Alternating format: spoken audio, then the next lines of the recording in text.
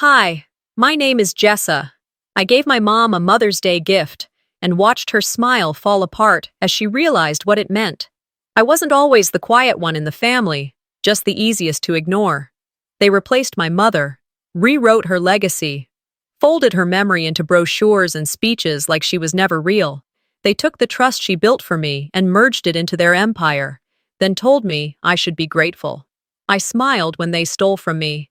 I clapped when they erased me, until I stopped.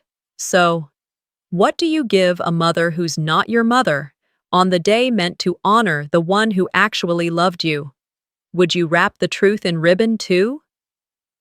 The Sunday morning sun slid lazily across the polished windows of the Westport house, casting a golden glow on the rows of champagne flutes already set on the linen-covered tables.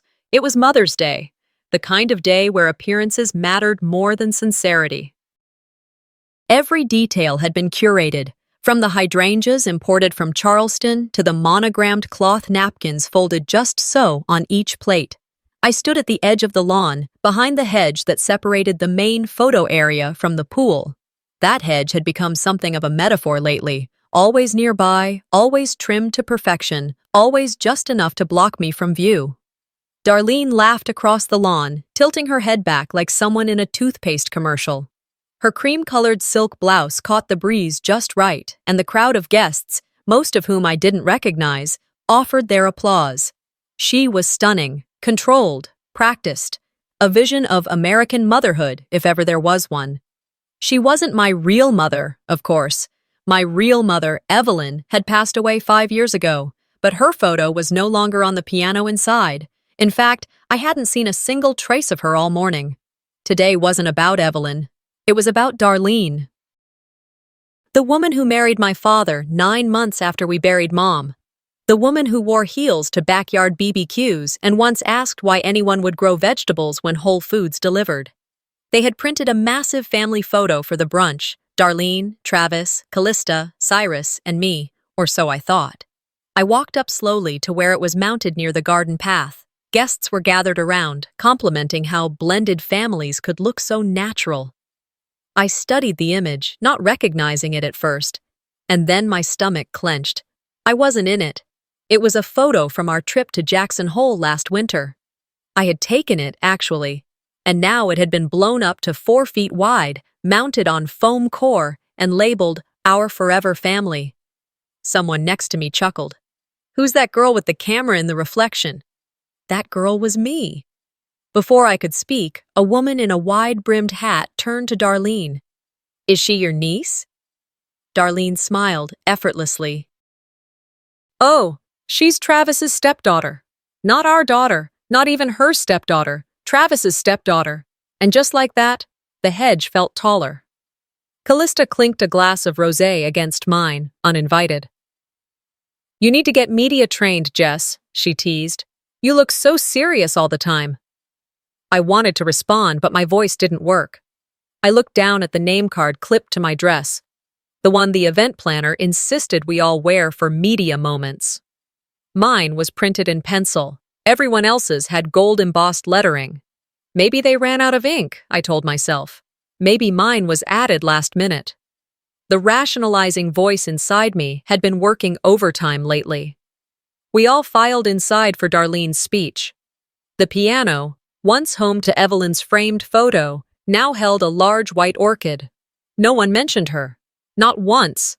Last year, her picture had still been there. This year, she was gone. And no one blinked. Darlene took the stage. Travis stood beside her with his hand on her lower back, a pose rehearsed so many times it had become muscle memory. "Today," Darlene began, "we celebrate the journey of motherhood, the grace, the sacrifice, the strength it takes to raise daughters in today's world." She looked out at the crowd, right past me. "Callista, darling, you've made me so proud. And Cyrus, my rock, always thoughtful. And to all of you who've watched this family blossom, thank you." The crowd applauded. I didn't move. I reached down, adjusting my name card, and noticed the tear running down the center. The pencil had smudged. A streak now replaced the J. My mother would have hated this. She hated performative love, hated performative anything. On Mother's Days with her, we used to sit in pajamas and eat takeout sushi while watching old Jane Fonda movies. I'd make her a card. She'd cry, laugh, say, "You remembered what matters." But this wasn't motherhood. This was pageantry. I excused myself quietly. No one noticed. I walked through the hallway, past the catering team, past the florist, touching up arrangements that didn't need touching.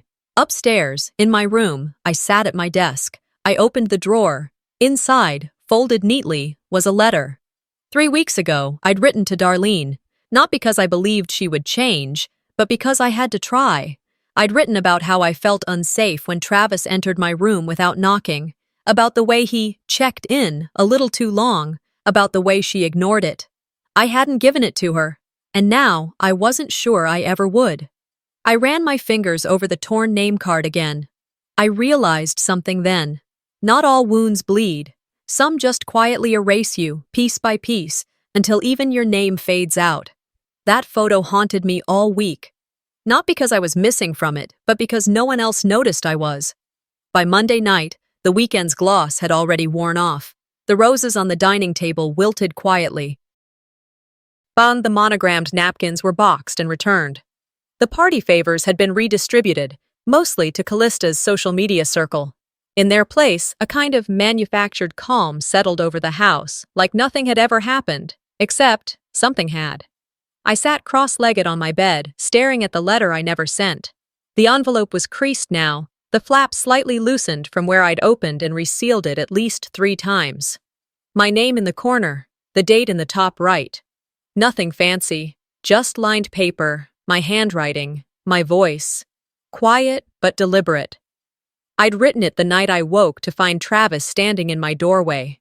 He hadn't said anything. Just watched for a second too long, then smiled and said something about the thermostat needing adjusting. Maybe it was nothing. Maybe it was everything. Either way, that night I couldn't sleep, so I wrote. I never gave her the letter. I'd convinced myself I was being dramatic, imagining things, overreacting, just like Darlene always claimed I did. "Sweetheart, you're young. You read too much into people." That was her favorite line, always said with a practiced softness that made it feel like concern, until it didn't. I held the letter against my chest and stared out the window. Below, Travis was in the backyard again, pacing with a glass of red wine like he always did after a long day, and just like every other time, he looked up at my window before going back inside. I slid the letter back into the drawer, under the school paperwork I'd been pretending to care about. Then I turned off the light. Not because I was tired, because I wanted the day to end. The memory came back without warning, like it always did this time of year. It was Darlene and Travis's anniversary dinner, almost a year ago, held at one of those country club venues with far too much marble and not enough soul. I remember wearing the blue dress Mom had given me when I turned 15. I wasn't trying to make a point. Back then, I still thought maybe someone would notice if I tried hard enough. The guest list was long. Extended family, board members from Travis's firm, Darlene's sorority sisters who'd all aged well, as she liked to say when they weren't around. There were tables with glittered name cards, live jazz, even a champagne tower. The kind of event where people said "darling" and meant it as a title, not a name. I arrived just as the hors d'oeuvres were being passed, slid past a waiter carrying tuna tartare on porcelain spoons, spotted Cyrus by the bar, Callista holding court in sequins beside Darlene, who was mid-toast already. I walked to the table with our last name engraved on the gold placard, scanned the settings. No seat. I checked again. 10 chairs. My name wasn't among them. I waited for a beat, assuming maybe someone had made a mistake. I looked around for a server, for someone to ask. That's when Darlene's voice, sugary and loud, cut through the jazz. "Oh, sweetheart," she said, noticing me hovering. "Would you mind sitting over there with the staff? We had a last-minute guest, board member. Very important." She didn't wait for me to answer. Her smile was already aimed at someone else. The table she gestured to was near the kitchen, a folding chair between a swinging door and the ice sculpture. It wasn't even covered with a cloth, just a napkin and a glass already filled with flat soda. I sat. The waitstaff moved around me like I wasn't there. One of the younger servers, maybe 19 tops, paused and handed me an extra napkin. Her eyes held something I didn't recognize at the time. Pity, maybe. Or understanding. When the dinner ended, Darlene passed by my chair with a passing, "Thanks for being flexible, honey." Not sorry. Not even a glance to check if I was okay.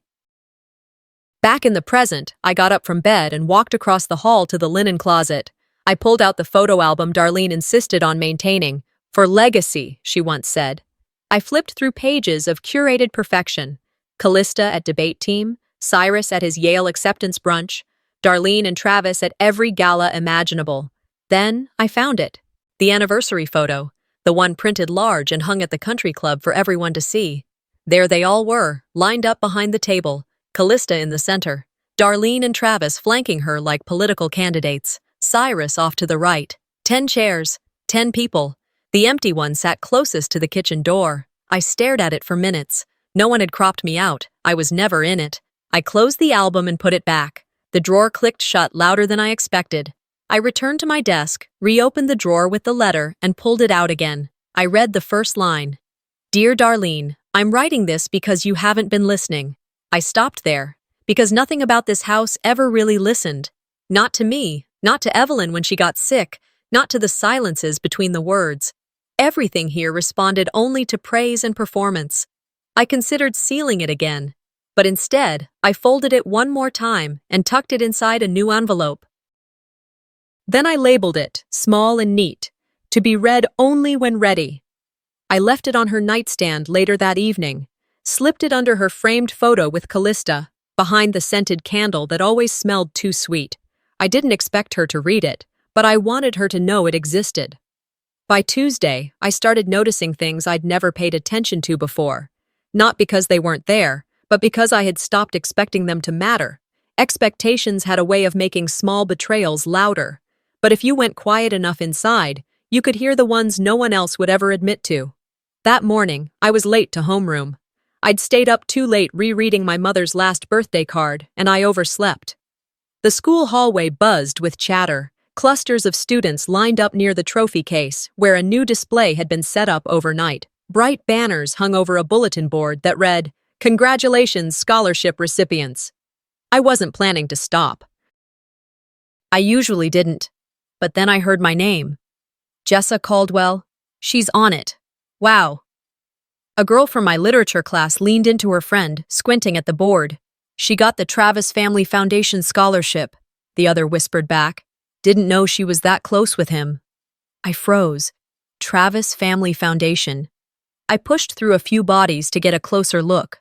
There it was, my full name, centered on a gold-bordered certificate behind glass. Travis Family Foundation Scholar, awarded for excellence in character and academic promise. Below that, a quote. "Jessa is the embodiment of modern resilience. Her future is bright because her family believes in her." TF. I stepped back like I'd been slapped. None of those words were mine. Not the quote, not the sentiment, certainly not the narrative. Her family believes in her. What a headline. I skipped first period. Walked out of the main building and sat behind the art center, where the sound of ventilation units drowned out most of the world. I stared at the grass for 20 minutes. When the bell rang for second period, I stood up and walked into the guidance office instead. Mrs. Fenton, the counselor, greeted me like I was a prize. "Jessa, we're so proud of you. You really impressed Mr. Travis." I stared at her. I didn't even apply. She tilted her head like I'd just confessed to forgetting my locker combination. Sometimes the right people notice your potential before you realize it yourself. I wanted to laugh, but it caught in my throat. "Where's the money from?" "It's a private fund Travis set up for deserving students with promise," she said, pulling up a screen. "You were selected personally." Personally? I nodded, smiled faintly, then excused myself. It was a short walk back to the library, where I pulled out my laptop and opened the drive I'd saved months ago, a copy of files I'd found in Evelyn's closet before it was emptied out. I searched for a document I hadn't thought about in weeks. Legacy Trust. Educational Fund. I remembered the day I'd first seen it, buried in a folder labeled for Jessa only. The trust had been quietly set up by my mother during the last year of her life. She'd listed me as the sole beneficiary, and the fund's purpose had been explicit: to preserve the intellectual legacy and independence of my daughter. Nothing about Travis, nothing about family foundations. And now, somehow, my mother's name was gone from the scholarship entirely, and Travis's name was plastered over it like a brand sticker. When I got home that afternoon, the house smelled like cinnamon and chemicals. Darlene had hired a cleaning service again, partly for image, mostly to airbrush any sense of lived-in messiness. I walked past the living room, pausing only when I saw a thick stack of brochures on the coffee table. The cover featured a photograph of Travis and Darlene standing in front of a row of students from my school. It was professionally lit, airbrushed, and staged. The caption read, "Mentors of Tomorrow, Building Futures, One Gift at a Time." I flipped it open.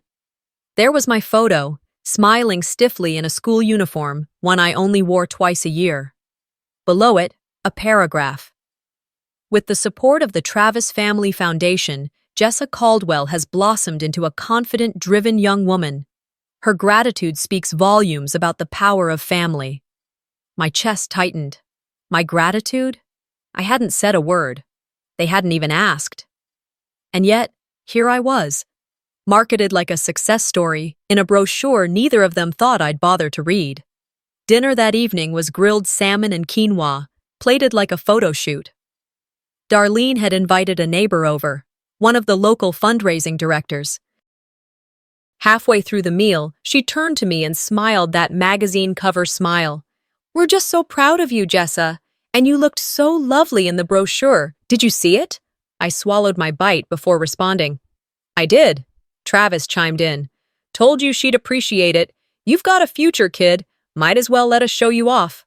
I nodded slowly. Darlene lifted her wine glass. "Here's to family." Everyone raised their glasses. I didn't. After dinner, I excused myself and went upstairs.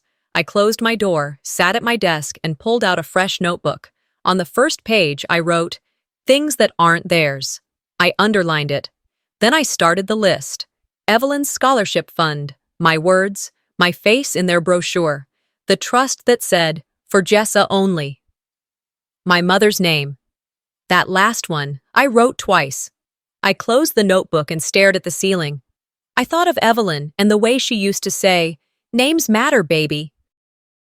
A name is the story someone tells about you when you're not in the room. Well, they'd been telling their story. Now it was time for me to tell mine. I wasn't angry anymore. I was documenting. That shift changed everything. It was a quiet, icy resolve that settled in the pit of my stomach as I stared at the list I'd started in my notebook. I had added 2 more items after dinner that night: Evelyn's sapphire necklace, and the gala invitation that read, "Honoring the mothers who raise leaders," as if the past had been erased and rewritten in someone else's handwriting. Friday evening arrived with a soft drizzle that made the drive to the venue feel longer than it was.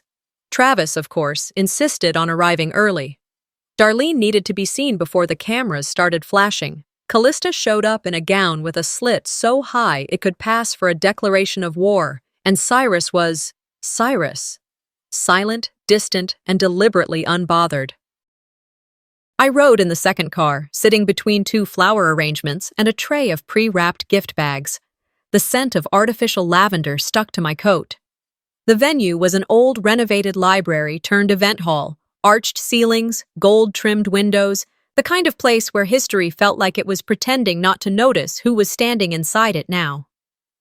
As we walked into the main hall, Darlene slipped her arm into Travis's and whispered, "Smile like you believe it." He didn't even glance her way, just straightened his tie and grinned for the first photographer he saw.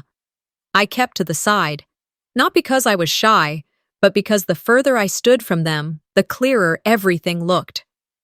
On the stage, above the center table, was a sign written in elegant script, "The Mother's Legacy Gala." Underneath, in smaller gold letters, "Honoring women who raise the next generation of greatness." Next to that sign, framed and placed under a spotlight, was a necklace. I hadn't seen it in years. It was Evelyn's. Dark sapphire set in a thin band of platinum, with small diamond studs flanking each side. She wore it every Christmas Eve. I used to trace the outline of the stones with my eyes while she read me stories by the fire. It had gone missing the year after she passed. Darlene had claimed the housekeepers must have misplaced it during one of the deep cleanse. Now it was displayed as a symbol of Travis's devotion, his gift to a mother who shaped his family's future, according to the pamphlet on every table. My hands balled into fists at my sides. I didn't say anything, because silence, when held long enough, becomes sharper than any accusation. Guests floated around, laughing over champagne, complimenting Darlene's dress, asking how she stayed so young, so polished. "It's yoga and clarity," she'd reply, "and knowing who you are." When it came time for the awards, I knew what was coming. Callista was called first. "Daughter of distinction," they said, like she was carved out of gold. Her card was laminated, embossed in silver foil, handed to her by a councilwoman who looked like she believed the whole thing. Then they called me. Same award, different treatment. The card was bent in half, the edges curled. My name was misspelled. Jessie Caldwell. The font was different, smaller, ink faded. The presenter glanced at the card, hesitated, then smiled through it.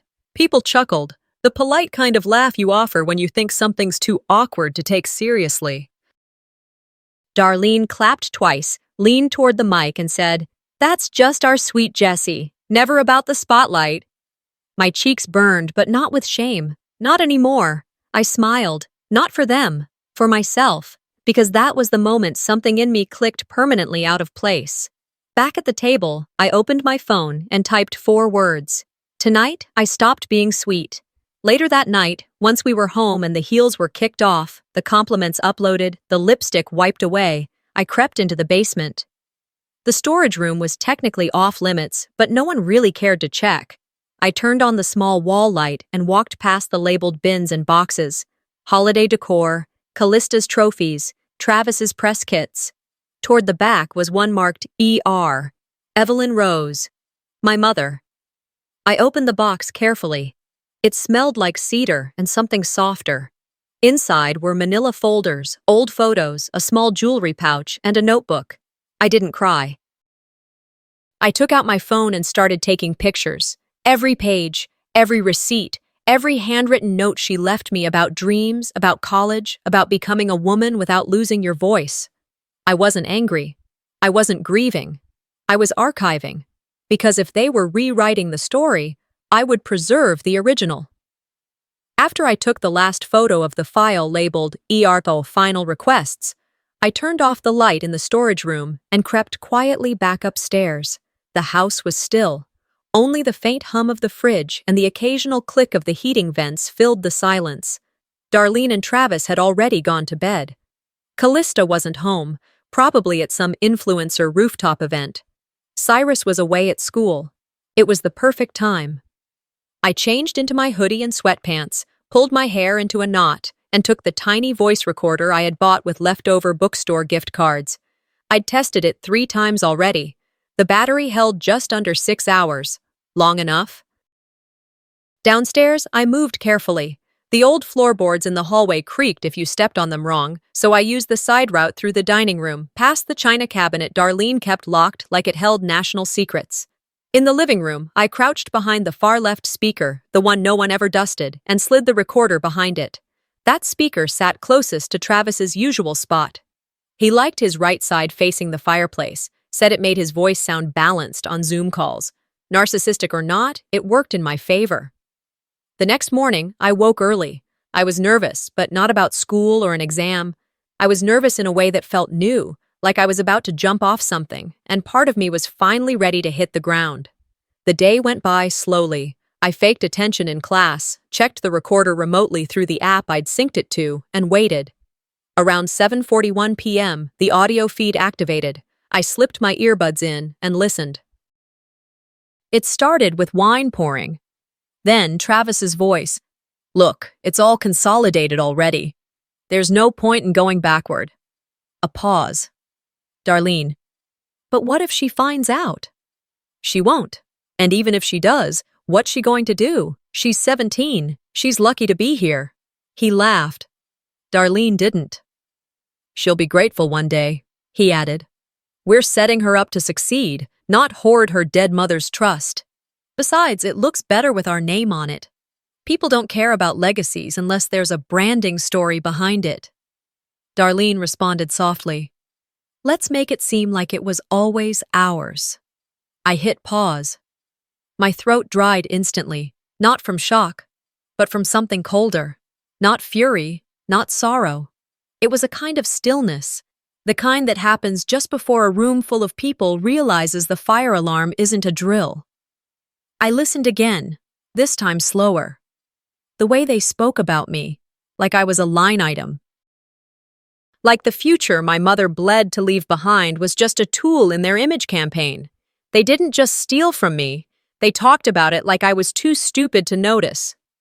That night at dinner, Travis handed me a folded brochure with his usual proud dad smirk. Thought you might want to see this. We're pitching the new intern spotlight next quarter. Got your picture front and center.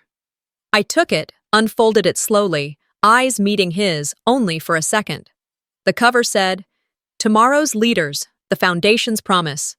Inside was a paragraph I hadn't written. She's a driven, thoughtful young woman whose potential has been shaped by the supportive structure of a modern blended family. Supportive structure. My voice stayed calm. Thank you, I said, folding it neatly and sliding it into my bag like it was just another assignment. I didn't flinch, didn't break, because I had already broken earlier and rebuilt something harder underneath. After the dishes were cleared and Darlene disappeared upstairs, still smelling faintly of her citrus perfume, I waited for Travis to retreat into his office. Then I acted. I walked in quietly and set a single sheet of paper on his desk. The words were typed, plain, centered on the page. If everything is clean, you won't mind if someone else listens to the tape. No signature, no threat, just clarity. Then I turned and walked out. Didn't wait for a reaction. Didn't even glance back. The next morning, he didn't say a word. But just after breakfast, I passed by the living room and caught a glimpse of him behind the speaker. His hands were still, hovering, unsure. It was the first time I'd seen him doubt himself. And it wouldn't be the last. He didn't say anything the next morning, but I saw him check behind the speaker. I had just stepped into the kitchen when Travis walked briskly past the living room, then doubled back, glancing around like he'd forgotten something. He crouched beside the speaker, leaned in, and reached behind it. His fingertips brushed the back panel for barely 3 seconds before he stood up, scanned the room again, and walked away without a word. That was enough. That night, I wrote a new letter, not like the one I'd written before. That one was full of hope, desperate hope, written in the voice of a girl who still believed there might be someone left in the house who would protect her. This one came from someone else entirely. This letter was for Darlene. I didn't sign it. I didn't need to. You said I always needed to be respectful, I wrote. So here it is. My respect, returned to sender. I folded it neatly, tucked it into a pale pink envelope, and slid it into her handbag while she was upstairs choosing between 2 nearly identical dresses for the brunch event. She had left it wide open on the kitchen island, next to her iced coffee and unread emails. I didn't hesitate. By Saturday, the house was all buzz and tension again, the kind that comes before curated chaos. Travis had booked a full PR team for the Empower Her Initiative brunch, and Darlene had pre-approved the floral arrangements, media list, and menu 3 weeks in advance. It wasn't about women. It was about women who looked good on paper. The brunch was held at a lakeside restaurant with floor-to-ceiling windows and a reputation for serving gluten-free crab cakes that didn't taste like cardboard. The guests arrived in pastel suits and polite pearls. The kind of crowd that smiled like they hadn't just whispered something cruel about you in the valet line. I stood by the entrance while Travis shook hands and Darlene waved at photographers like she was trying to get elected to something. I waited for someone to tell me where to stand, but no one did. So I found the seat farthest from the stage and sat down quietly. 20 minutes into the event, after Darlene finished her welcome speech and the applause died down, one of the event organizers walked to the mic. We'd now like to invite a very special young woman to the stage, a spontaneous tribute from a daughter who understands the power of presence. The room turned toward me. I stood slowly, not because I was unsure, but because I wanted the silence to stretch. As I walked to the podium, I saw Travis tense his jaw and Darlene's hands go still. Callista, seated dead center, gave a little shrug, like she'd forgotten I existed and was only now remembering. I took the mic. "Good morning," I said, voice steady. "When I was younger, I thought being invisible was the worst thing that could happen to a girl, that the absence of attention meant the absence of worth." A few polite nods. But then I learned something more painful. Being visible, but only when it's convenient. Being smiled at while being edited out. Being thanked for things you never agreed to. The room stiffened. I've learned to smile while being erased, to say thank you while being repositioned. That is your gift to me, Mother. My eyes never left Darlene. She clapped first. Of course she did. It was slow and off rhythm, and her expression never quite matched the enthusiasm in her hands. Others followed suit, but the applause was brittle, unsure, more social habit than genuine praise. I stepped down, walked calmly back to my seat, and took a sip of water like I hadn't just thrown a match into the middle of the carefully arranged centerpiece. In the car ride home, Darlene broke the silence first. "What was that?" Her voice had lost its usual sugar. Now it tasted of steel. "A thank you," I replied, looking out the window. "I finally learned what you were teaching." She didn't answer. Back home, I went straight to my room. I took out my phone, sat cross-legged on the carpet, and opened the voice memo app. I pressed record. "This is the last entry," I whispered. "I'm not begging them to see me anymore. I'm documenting how they chose not to." I saved the file, gave it a simple name. Evelyn Final Note. Then I opened my email and sent it to the secure cloud I'd set up weeks ago, along with the recording from the living room, the photos from the storage box, copies of the trust papers. Everything. I labeled the folder, in case they come first. There were no tears, no monologue, no dramatic music, just clarity. Because from now on, if they smiled for the cameras, I'd be there too, not beside them, but behind the lens. And this time, the flash would catch more than just their teeth. He didn't speak again that night. But I heard the safe open at 3:12 a.m. I didn't have to guess what he was looking for. I'd planted copies, not originals. And the safe, I already knew the code. It was Callista's birthday. The golden child never gets forgotten. By the time the sun came up, I was already dressed. Not in something Darlene bought me, not one of her pastel, camera-ready dresses. I wore my mother's old navy blouse, the one I'd kept tucked away under my mattress, and a pair of black jeans. My hair was tied back, no makeup, and I didn't flinch when Darlene knocked on my door at 9:15 sharp. "Come downstairs when you're ready." Guests start arriving at 10. Her voice was all ice and hostess etiquette. It was Mother's Day. In this house, that meant curated brunch menus, florals delivered by the dozen, and photographers conveniently placed near every entrance. I'd been part of these events before, always watching from the edge, nodding when spoken to, smiling when introduced, and making sure I didn't step into the spotlight. That had never been my role. Until now. I waited until most of the guests had arrived. By then, the garden was alive with conversation and laughter, the kind that always sounded half-performed. Champagne flutes clinked. Travis posed for photos with a senator. Darlene stood by the hydrangea wall, camera ready, her arms folded just tight enough to appear natural. I stepped outside with a silver-wrapped box in my hand. Small, elegant, deliberate. "Jessa!" Darlene called, already grinning. "There you are. Come take a photo with me." I walked straight past her. "Here," I said, handing her the box. "For you, for today." Her smile held for another second, maybe two. "Oh, darling, you didn't have to."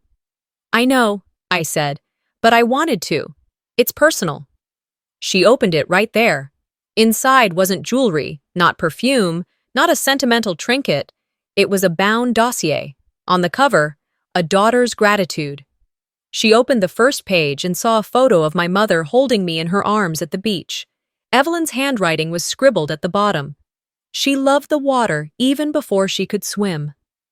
The next page held a letter. dated 3 months before Evelyn died. The one Travis had torn up. The one Maribel, our former housekeeper, had kept a copy of. I'd called Maribel the night before. It wasn't hard to find her. She lived one town over, working part-time at a flower shop. When I called, she didn't ask who I was. "I've been waiting for this," she said. She told me she remembered the letter, how Evelyn cried the day she wrote it, how Travis had come home, read it, and ripped it up before Evelyn could deliver it to the family lawyer. Maribel had retrieved the pieces from the trash and taped them together. "I kept a copy," she said, her voice shaking, "in case it ever felt safe again." I included it in the gift, along with bank statements, notarized trust documents, a transcript of the recorded conversation from the living room, and a photo of the necklace Evelyn once wore, now seen around Darlene's neck in the last Gala press release. I watched Darlene's face as she turned each page. At first, she smiled, then her lips flattened, then the color drained from her face. Her fingers trembled. I leaned in slightly and whispered, "I thought you'd appreciate a curated memory lane." She looked at me like I'd pulled a tablecloth out from under her china. The first guests were approaching the patio, their arms wide with greetings. Darlene plastered on a smile, the kind she used for TV spots and charity auctions. "Thank you, sweetheart," she said through clenched teeth. "You always were thoughtful." I sat beside her, straight-backed, silent. Travis arrived moments later, Callista at his side in a coral dress that clashed with the roses. He extended a hand toward me. "Happy Mother's Day," he said, smug. I pulled out a second box, identical to the first. "Actually, this one's for you." He opened it slowly, the same materials, same damning evidence, same letter. But this version had one addition, a timeline I'd built of every financial transaction made from my mother's trust fund into shell accounts under Travis's control. Callista looked over his shoulder and froze. Her smile slipped. Her hand twitched. She knew. She had always known. "I see you've been busy," Travis said, his voice lower now. "Just organized," I replied. That night, the house was silent again. I sat in the living room, cross-legged on the couch, the dossier on the table between us. Travis entered from his office, slow steps. He didn't sit. "What do you want?" he asked. I looked up at him and spoke clearly. "Just for you to read every word, because next time, I won't wrap it in ribbon." He stared at me for a long time, then he walked out. And at exactly 3:12 a.m., I heard the safe open again. The morning air was still when I stepped into the kitchen. Travis was already there, pretending to read the newspaper while stirring a coffee he hadn't touched. Darlene sat at the far end of the island, dressed like she had a country club brunch to get to, even though her calendar was empty. Neither of them looked up when I walked in. I sat down across from them and placed a sealed manila envelope in the center of the marble counter. My hands didn't shake. My voice was level. "You'll want to open that now," I said, "before the rest of the week catches up to you." Darlene tilted her head like she was confused, but her eyes dropped to the envelope fast. Travis didn't move. Inside were photocopies of fund transfer logs, lawyer letters, and an email from a bank representative dated exactly 6 weeks earlier. The email that said my mother's education trust, which had been named specifically for me, was now part of the Travis-Darlene Consolidated Family Foundation. It wasn't just a name change, it was legal erasure. Attached was a short typed note. "If you sign the enclosed agreements today, I won't file it. Not yet." That "not yet" carried all the weight I needed it to. Darlene finally opened the envelope and began flipping through the documents. She didn't say anything, but I saw the moment she reached the bank letter. Her mouth parted like she was about to say something, an explanation maybe, or an excuse, but then her jaw closed again. Travis didn't bother reading. He looked at me directly. "What do you want?" I smiled, just barely. "A transfer of control back to me, public resignation from all charity boards, and an email to your attorney stating your intent to withdraw from all decisions tied to the trust, retroactively." "You think this makes you powerful?" he said, coldly. "No," I replied. "I think it makes you accountable." We sat like that for a moment. 3 statues around a granite island until the front door clicked shut. I didn't need to turn around to know who it was. Callista. She'd always timed her entrances like she was waiting for applause. She walked in slowly, clearly sensing the shift in energy. Her gaze moved between the envelope and Darlene's clenched fist. She looked at Travis, then at me. "What's going on?" I stood, gathered the empty coffee mug I hadn't used, and walked toward the sink. "Ask your parents," I said. "They've been curating this story longer than I have." She followed me to the hallway later that morning after Travis stormed upstairs and Darlene retreated to her study. "You're blowing this up for what?" Callista snapped, voice sharp. "You win nothing." "I'm not playing to win," I told her without turning. "I'm playing to end the game." She stood quiet for a beat. When I finally looked over my shoulder, her eyes were different. Not angry, not defensive. Tired. "I knew," she said softly, "about the account.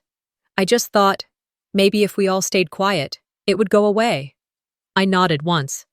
"That's the difference between us," I said. "You want peace, I want the truth." She didn't follow me after that.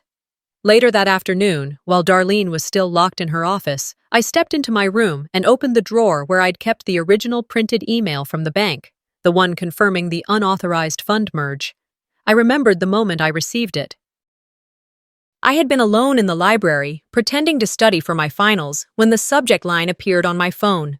Status update, trust reallocation request processed.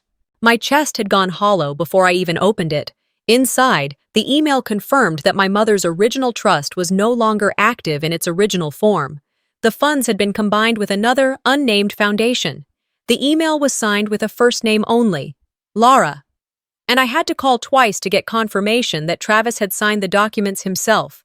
That was the moment I knew they were willing to rewrite the future, not just the past.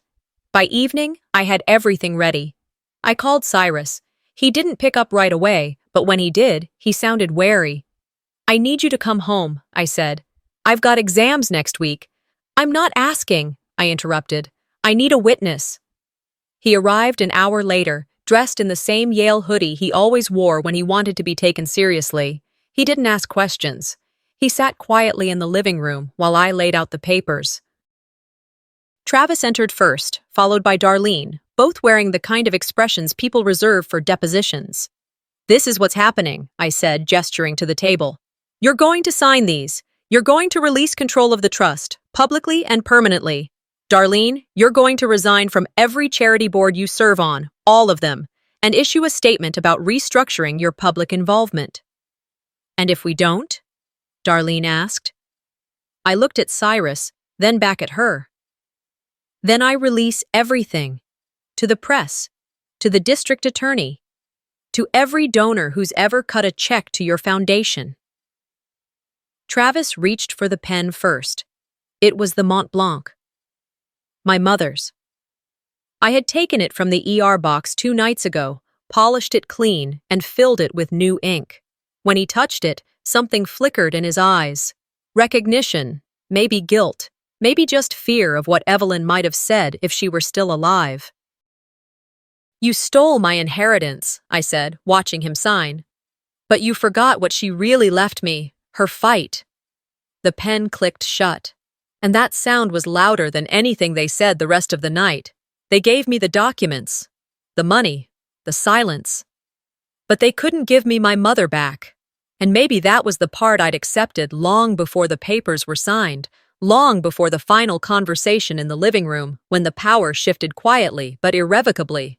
No courtroom, no media coverage, just a living room that had once smelled of lemon oil and stale perfume, now tense with finality.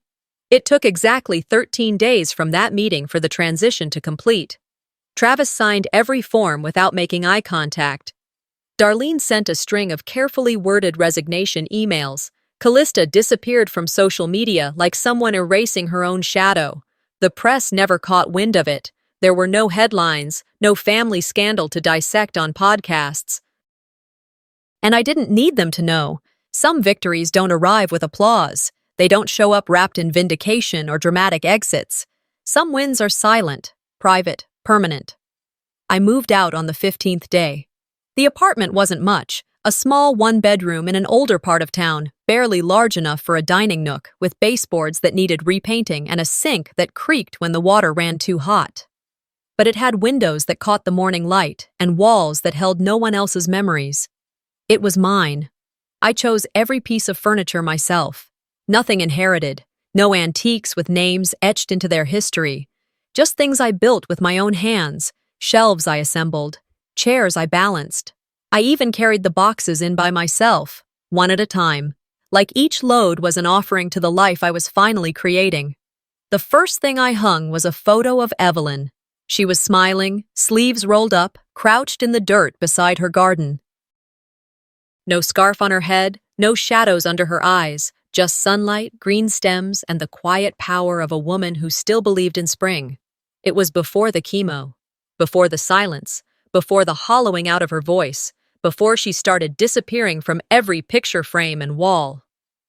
That evening, I set the table, a soft beige tablecloth, one plate, a single candlestick, no centerpieces, no linen napkins, just presents. I placed Evelyn's photo across from my seat where another person might have sat. There was no audience, no performance, no guests to impress with perfect seasoning or clever anecdotes, no need to rehearse strength. This was mine, just me, and her. The salmon baked unevenly in the tiny oven. The rice was slightly overcooked, fluffed but dry, but it didn't matter. I poured a glass of water, lit the candle, and sat down. Halfway through the meal, I paused. Evelyn's smile watched me from across the table. That same soft smile. No demands. No expectations, just the kind of expression that told you love didn't need to be earned. It just was. I reached for my phone, opened the voice memo app, and played the last recording she ever made. I'd only listened to it once before. Found it buried on an old USB drive, tucked inside the bottom of the cedar box she used to keep her sewing needles in. The same box that used to smell like eucalyptus and waxy lipstick. Her voice, thinner than I remembered, but unwavering. "If they forget who you are," she said, "that's their loss. Never forget who you came from." I placed my fork down, looked at the last bite of salmon on my plate, then gently pushed it aside. Evelyn used to do that, leave the last bite. Always said it was for someone she missed, said it was a sign that saving something meant there was more to come, more laughter, more forgiveness, more time. I whispered. I didn't forget. And I never will. In the weeks that followed, I kept every promise, not the ones I made out loud, but the ones I made silently, the ones I wrote between the lines of my own survival. I didn't press charges, I didn't leak the documents, I didn't retaliate the way they would have, I didn't become them to defeat them, but I did win. Travis was placed under financial audit after a former partner flagged multiple irregularities. I didn't orchestrate it, not directly, but sometimes the truth has a way of resurfacing when the wind finally changes direction. Darlene's name vanished from every charity board she once claimed to breathe life into. She started traveling alone, quiet trips with no photos, no hashtags, no tagged restaurants, just flights and disappearances. Callista moved to New York. Last I heard, she was working as a consultant for lifestyle brands. She kept her head down, avoided legacy clients, avoided any project that required long-form bios or media kits. The internet never found her past, but she knew I could if I wanted to. And me? I started over. I reclaimed my name. I carried with me a mirror, small, round, silver-rimmed. It had once belonged to my mother. She gave it to Darlene when she still believed that love was transformative, that gifts could soften cruelty, that people could change. It was the only thing of hers that had survived untouched. No cracks, no fingerprints. Still whole.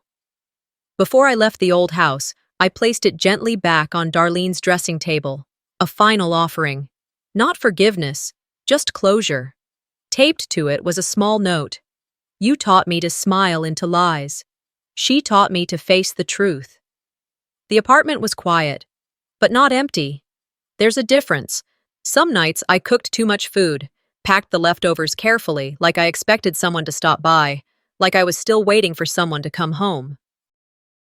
Other nights, I sat by the window and watched the lights change in the building across the street. People coming and going, lives folding over themselves.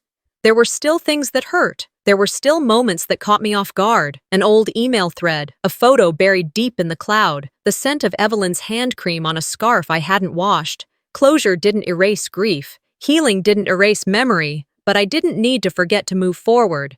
I didn't get my mother back. But I got the part of her that mattered most. Her fire, her name, her voice. And now, I write the rest of the story on my terms. Not for legacy, not for redemption, not for them, just for me. There is no next chapter. There is only this life, and I am finally the one writing it, page by page, day by day. No apologies, just truth. Some stories don't end with justice in a courtroom or a grand apology. Sometimes, they end with quiet strength, with choosing peace over revenge. Jessa didn't need to destroy them to win. She just needed to take her story back. Have you ever been written out of your own family's narrative or had to fight for what was already yours? Let us know in the comments. And don't forget to subscribe for more true, emotional family stories just like this one.